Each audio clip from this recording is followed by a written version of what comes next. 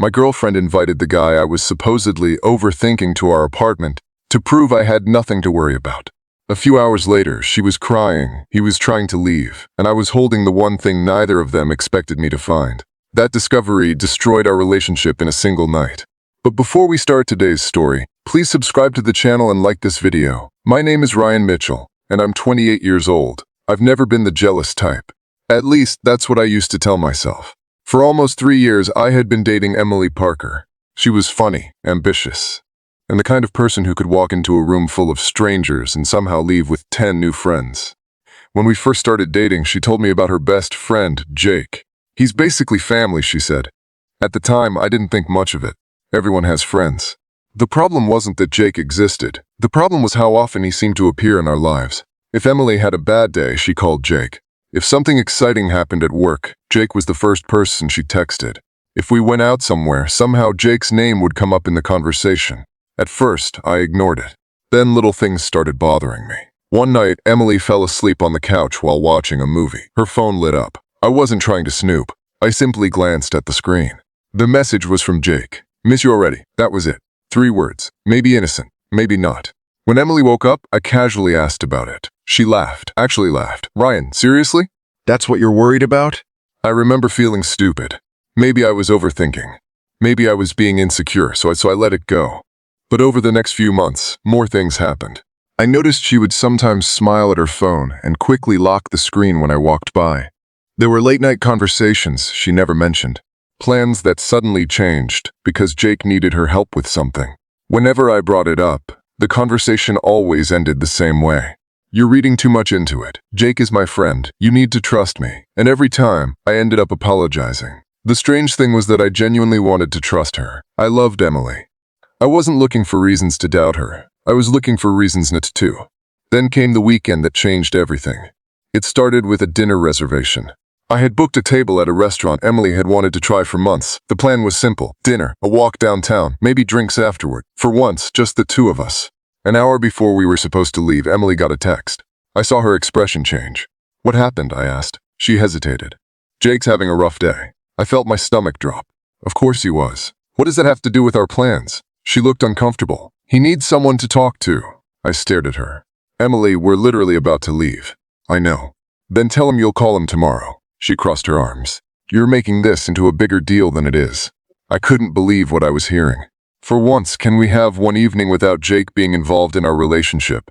The moment those words left my mouth, I knew an argument was coming. And it did. A big one. For nearly an hour, we went back and forth. By the end of it, Emily looked exhausted. Then she said something I wasn't expecting. "Fine." I blinked. "Fine?" She nodded. "You think something's going on between us?" I didn't answer. She sighed. "Then let's settle this." The next thing she said caught me completely off guard. "Invite him over tomorrow." "What?" "Invite Jake over." I stared at her. "Why would I do that?" "Because I'm tired of having this conversation." She stepped closer. "Ryan, there is nothing happening between me and Jake. Nothing. If you need proof, come spend an evening with us. Ask questions. Watch us. Whatever makes you feel better." The confidence in her voice threw me off. People with something to hide usually don't volunteer for situations like that. Part of me felt relieved. Maybe this was exactly what we needed. Maybe after one normal evening, all my doubts would finally disappear. The next day, Jake arrived around 6. He was exactly how I expected him to be. Confident. Friendly. A little too comfortable.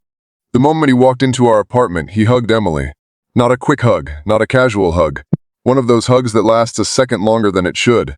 I noticed it. So did he. For a brief moment, our eyes met. Then he smiled. The rest of the evening felt strangely normal. We ordered food, watched a game, talked about work.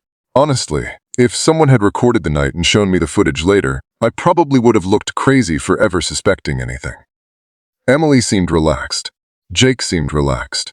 Nothing felt romantic. Nothing felt suspicious. And that was exactly what started bothering me. It felt too perfect, almost rehearsed, as if they both knew they were being watched. Around 9 o'clock, Jake asked where the bathroom was. I pointed him toward the hallway. A few minutes later, Emily's phone started ringing on the coffee table. She glanced at the screen. For the first time all night, she looked nervous. Really nervous. She immediately grabbed the phone and stood up. "I'll be right back." Then she walked into the bedroom and closed the door behind her. I frowned. Why not answer it here? A minute passed, then another, then another. Something felt wrong.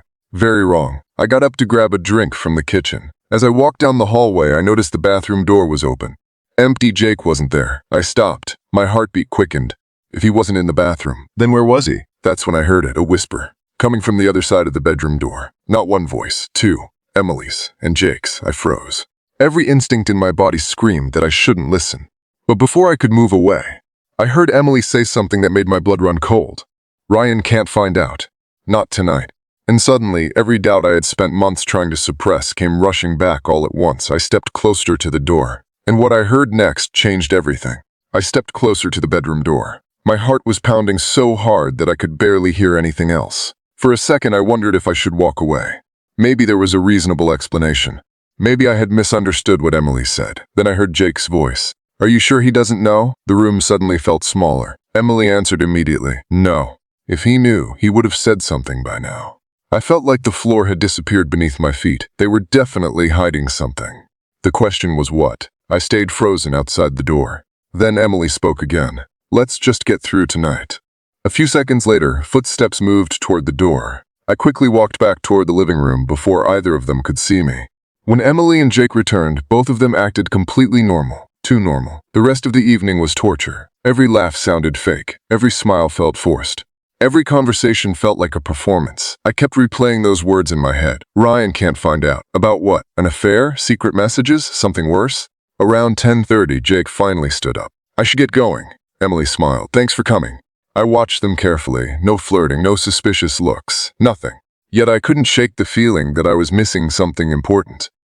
Jake grabbed his jacket and headed toward the door. Then something unexpected happened. His phone slipped from his pocket and hit the floor. The screen lit up. For less than a second, I saw a notification. It wasn't enough to read the message, but I did see the contact name. Emily. Not strange by itself, except for the small red heart next to her name. Jake noticed me looking. For the first time all night, his expression changed. Just for a moment. A flash of panic. Then he quickly picked up the phone. A few minutes later, he left. The apartment became quiet. Emily looked exhausted. You okay? She asked. I stared at her. Are you? She frowned. What does that mean? I almost confronted her right there. Almost. But something stopped me. I wanted facts, not assumptions. So I simply said I was tired and went to bed. The next morning, Emily left early for work. The moment the apartment door closed, I sat alone at the kitchen table. Something wasn't adding up. I knew it. Every instinct I had was screaming at me. But instincts aren't proof. Around noon, I decided to clean the apartment. Mostly because I needed something to distract myself. While vacuuming the living room, I noticed Jake had forgotten something. A small black key holder. It had fallen between the couch cushions. I picked it up. There was a house key attached. And a folded piece of paper. At first, I planned to text Jake and return it. Then I noticed my own name written on the folded paper, Ryan. My stomach tightened. Slowly, I unfolded it. The paper wasn't a letter, it was a receipt. A storage unit receipt, 3 months old. 2 names were listed under authorized access, Emily Parker, Jake Lawson. I stared at it. Why would they share a storage unit? And why would my name be handwritten on the receipt? None of it made sense. I should have called Emily. I should have asked her directly. Instead, I made a decision that would change everything. I drove to the storage facility. The entire drive felt surreal. Part of me believed I was being ridiculous. Part of me believed I was about to discover the worst betrayal of my life. When I arrived, I showed the manager the receipt. I explained that I had found it and wanted to return it. The manager recognized the unit number immediately. Before leaving, he accidentally said something. Oh, that's the unit those 2 visit all the time. My chest tightened. Those 2, Emily and Jake. Together. Regularly. I found the unit. The door was locked. For several minutes, I simply stood there. Then I noticed something. The key attached to Jake's key holder matched the lock. My hands were shaking. I knew I shouldn't do it, but I did. The lock clicked open. Slowly, I pulled the metal door upward, and then I just stood there. Confused. Completely confused. Because what I saw wasn't evidence of an affair. There was no bed, no secret apartment, no hidden romantic life. Instead, the storage unit was filled with boxes. Dozens of them. Photos. Documents. Old furniture. Family keepsakes at first. None of it made sense. Then I saw a cardboard box labeled, "For Ryan." I froze. My name. Again. I walked over and opened it. Inside were photographs. Hundreds of them. Pictures of me as a child. Pictures of my parents. Pictures of family vacations. My hands began trembling. The next box contained old letters, birthday cards, school awards. Things I hadn't seen in years. Things that had disappeared after my parents died when I was 21. I felt completely lost. Why would Emily have any of this? Then I found a large envelope. Inside was a handwritten letter. The moment I saw the signature, my knees nearly gave out. It was from my grandmother. She had passed away 4 years earlier. With shaking hands, I started reading. And suddenly everything became clear. Months before she died, my grandmother had secretly contacted Emily. She knew she was getting sick. She knew she might not have much time left. In the letter, she explained that she had gathered family items she wanted me to have one day. But she didn't want me receiving them while I was struggling with grief, debt, and depression after losing my parents. She believed I wasn't ready. So she entrusted everything to Emily. The storage unit, the keepsakes, the letters, everything. I sat there in complete silence. Then I read the final paragraph, and that's when I understood why Emily had been hiding it. My grandmother had written, "Give him these when he's ready to believe he deserves happiness again." I couldn't stop the tears. For years, I thought those memories were gone forever. Emily had protected every single one, every photo, every letter, every memory. And Jake? Jake wasn't helping her hide an affair. He was helping organize everything. The storage unit belonged to both of them because Jake owned a moving company and had been storing the items at a discounted rate. Suddenly, every suspicious thing made sense. The secret phone calls, the meetings, the messages, the whispers, everything. I felt sick. Not because Emily had betrayed me, because I had spent months doubting someone who had been protecting something precious for me. Then I remembered the conversation outside the bedroom. Ryan can't find out. Not tonight. They weren't hiding a relationship. They were hiding a surprise. One that was supposed to happen on my upcoming birthday. I drove home feeling like the worst person in the world. A few hours later, Emily walked through the apartment door. The second she saw me, she knew something was wrong. What happened? I couldn't speak. I simply handed her the letter. Her face went pale. Then she looked at me.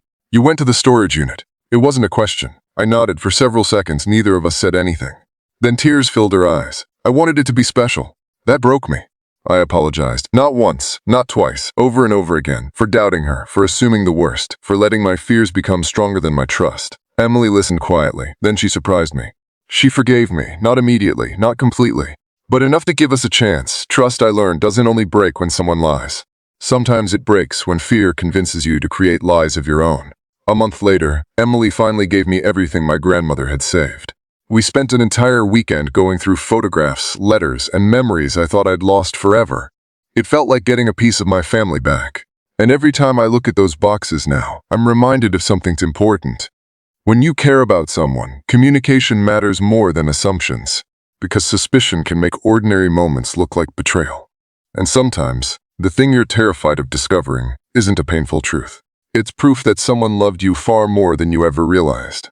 If this story kept you hooked until the end, make sure to like this video and subscribe to the channel so you never miss another powerful story. And remember, sometimes the truth isn't what we expect. It's what we choose to believe before we have all the facts. Let me know your thoughts in the comments, and I'll see you in the next story.